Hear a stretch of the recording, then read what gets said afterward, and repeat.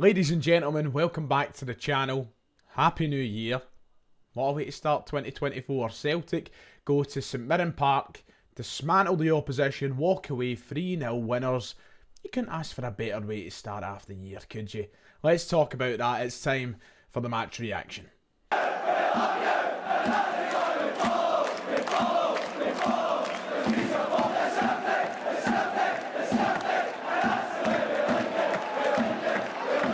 If you haven't already, please make sure to hit like and subscribe. I'd be very grateful if you could to start off the year. Let's try and get towards 50,000 subscribers. That's the first big milestone for this year if we can do that, and that's up to you guys. It's absolutely free. On that note, I hope you've all had a great new year.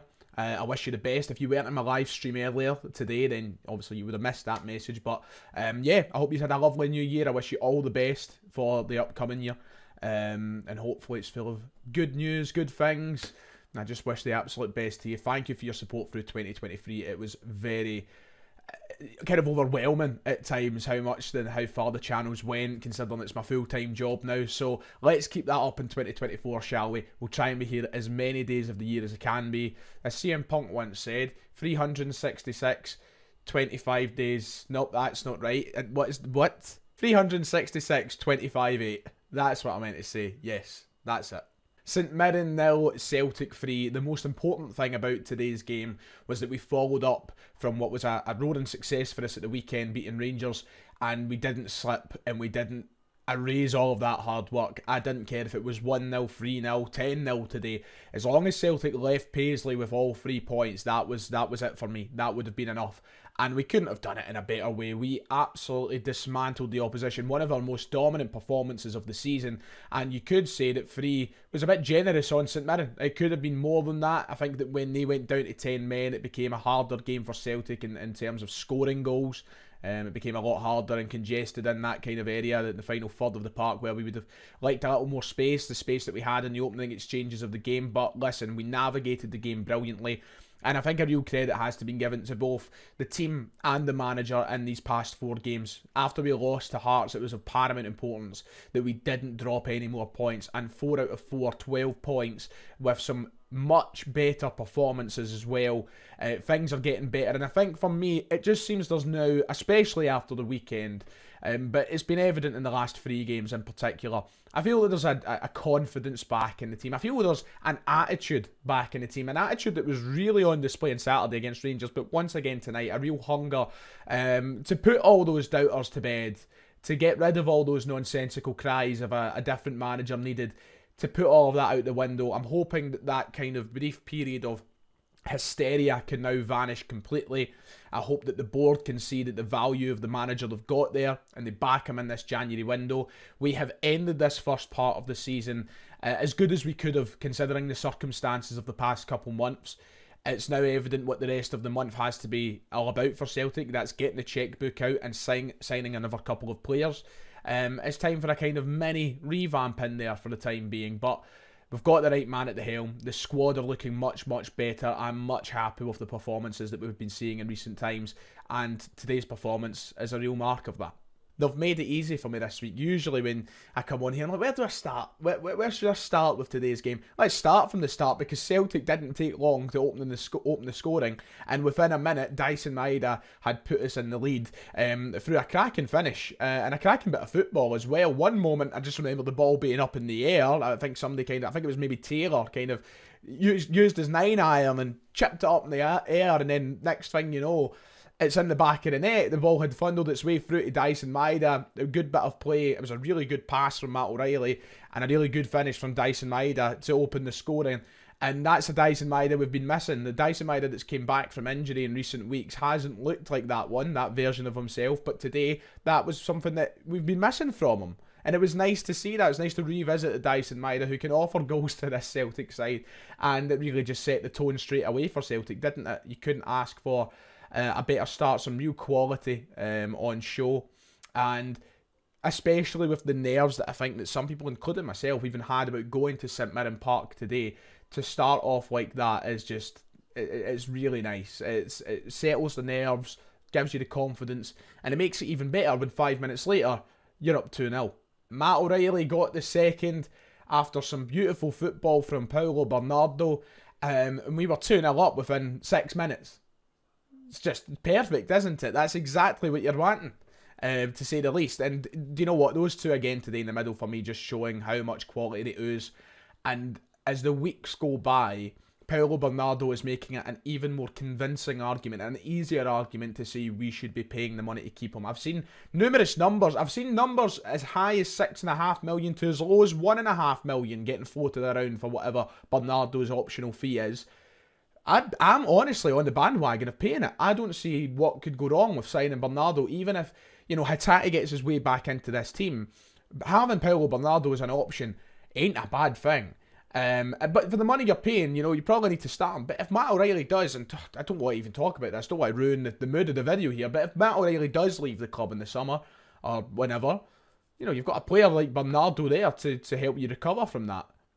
I think he looks a really tidy footballer. His ball to O'Reilly was great. O'Reilly's finish was delicately beautiful. Even though his first touch was a little bit heavier, I mean, the control in the second touch to finish it off, and who knows, maybe the first touch is deliberate.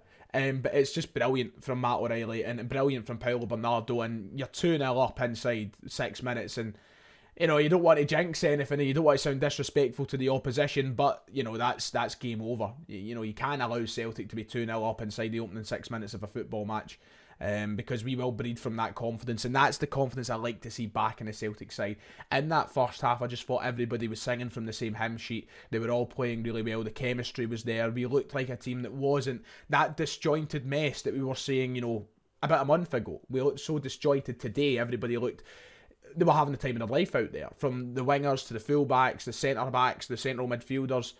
We were brilliant. And the wingers were having a field day. St Mirren were not looking after Maida or Palma in the way that they probably should have. It was making life easy for both of them in the first half. And I think even for Luis Palma, who didn't have the best game of his Celtic career, still looked good because the full-backs were giving him the time of his life. So I just thought everybody looked great. First half, there was just such a unity in what we were doing. Probably should have or could have had more in that first half as well. I think towards the end of the half, we took our foot off the gas a little bit. But, you can do that when you're 2-0 up in a game. And when you know what St Mirren have to offer, sometimes you have to do that. You need to conserve your energy a little bit. They had fast runners. We'll come on to one of their fast runners who got sent off in a moment. But they've got players who can do damage, and you've got to reserve that energy sometimes.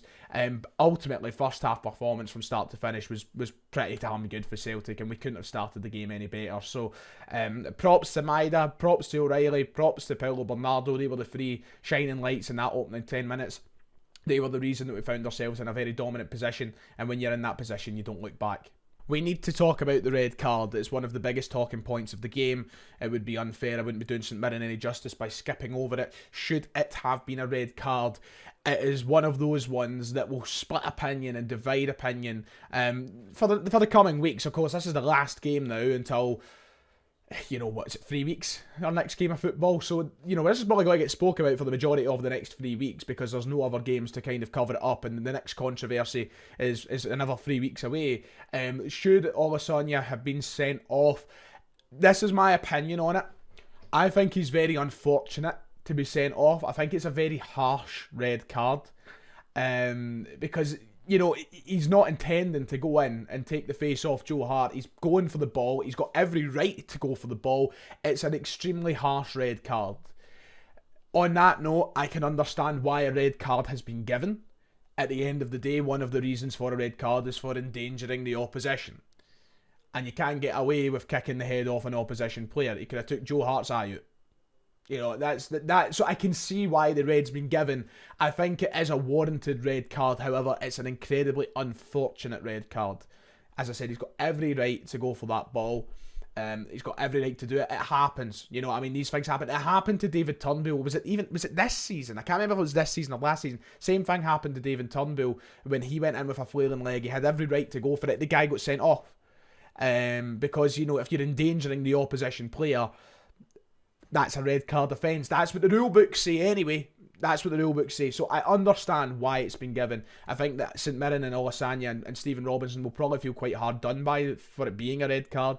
But it is what it is. And that did change the game. The second half became a little more difficult for Celtic. St Mirren forced to kind of camp in their area and bring more men behind the ball, congesting that final third for us. But listen, I thought we handled it well, and we've seen that in the second half. We did get our goal after some patience. Greg Taylor, with a cracking finish, by the way, Greg Taylor. But the ball from Bernardo is exquisite, to say the least. It's a fantastic pass from Paulo Bernardo.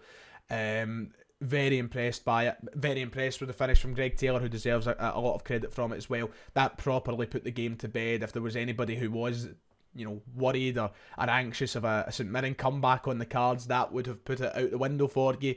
And Celtic were just in total control of the second half. I think that it became a harder watch of a game in terms of the quality that you were seeing, because the chances that we did have were maybe not as pretty in the eye with the congested area, but at the same time, the St Mirren keeper made some fantastic saves. We could have and should have had more in that second half. We were in total control of the game. And I think for one of the first times this season, and you might not agree with me because, as I said, it was a bit of an ugly game on the eye. It wasn't the nicest game you're ever going to watch. But I think for one of the first times this season, Celtic played really well from 0 to 90 today for me. I thought we were in total control. I thought it was a dominant performance. We were unlucky to have to not score as more goals. I didn't have a single complaint really about the game from start to finish today. And the guys who I wanted to see stand out and perform, I think they've done that. Generally just very happy. 3 points, up the road, 8 clear going into the winter break. Yes, I know there's games in hand, but it's the position you want to be in. It's an authoritative position to be in. The pressure is on the opposition now. We're in a good place.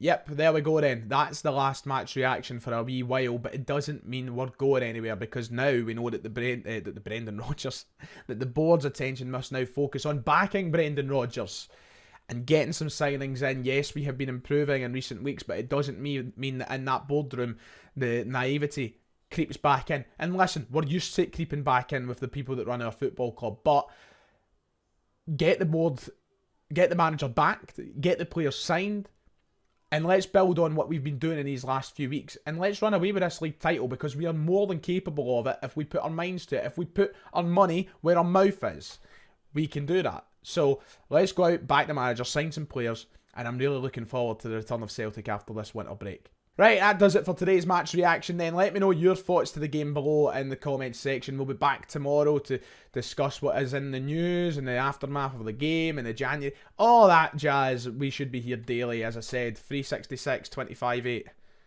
CM Punk. Right, okay. See you next time.